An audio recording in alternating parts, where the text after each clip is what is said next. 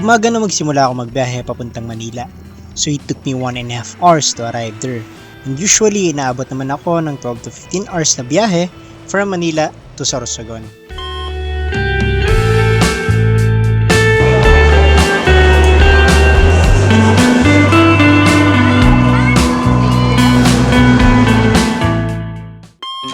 Hapon na nang dumating ako sa Sorsogon. Pagkadating ko ay kumain muna ako. Naligot, natulog para sa mamayang gala. This is 16,000 Blue Roses of Plaza Escudero in Casiguran, Sorsogon. 25 pesos only ang entrance fee dito. Murang-mura para sa mga gustong bumisita. Ito ay pinapailawan tuwing Fridays to Saturdays from 7 p.m. to 9 p.m. Dito din natin matatagpuan sa Plaza Escudero ang Pink Roses and Our Lady of the Most Holy Rosary Shrine.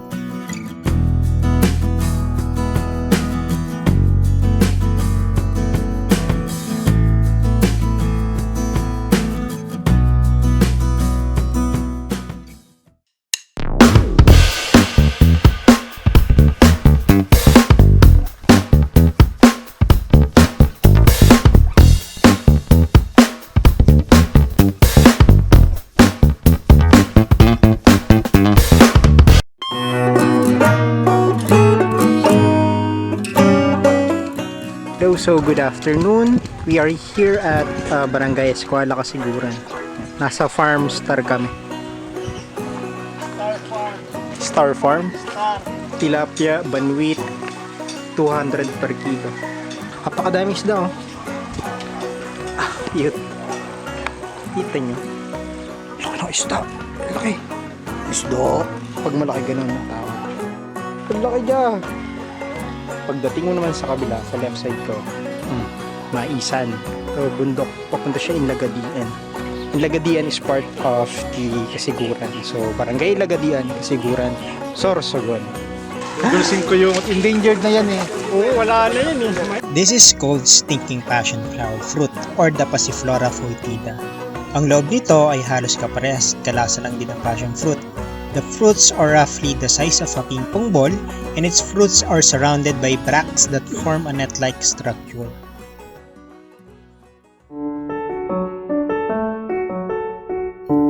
Ngayon, nandito tayo sa Nagsipit Falls sa Barangay Indagadian. Very accessible na siya, di katulad last time nung pumunta kami way back 2020. Need pa namin mag-hike bago makapunta dito.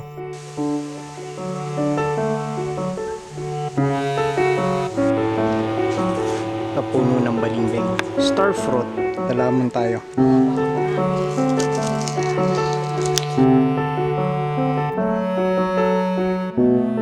This one of my favorite food. Gulay. Pako. Ayan. Yan ang tinatawag na pako dito sa Bicol. 20 to ha. Paunahan kayo. 1, 2, 3. Ano nakuha?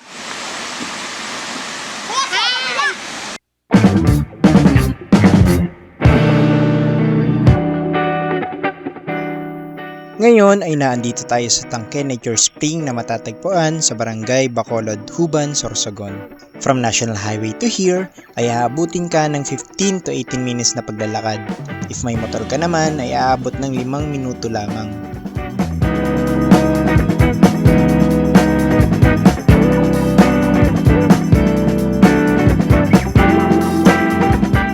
This is Sorsogon Sports Complex with a seating capacity of 15,000. The Roman Colosseum inspired is located at Barangay Balogo, Sorsogon City. So dito gaganapin ang mga malalakihang event tulad ng palarong panlalawigan, palarong pangbansa at iba pa.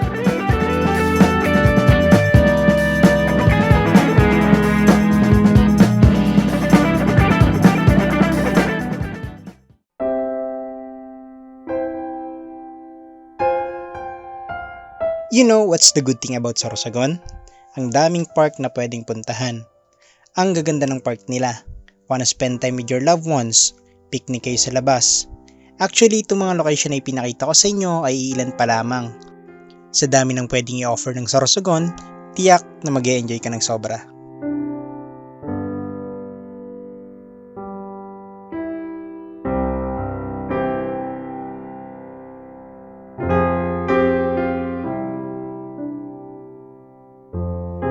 That concludes my visit here in Sorsogon.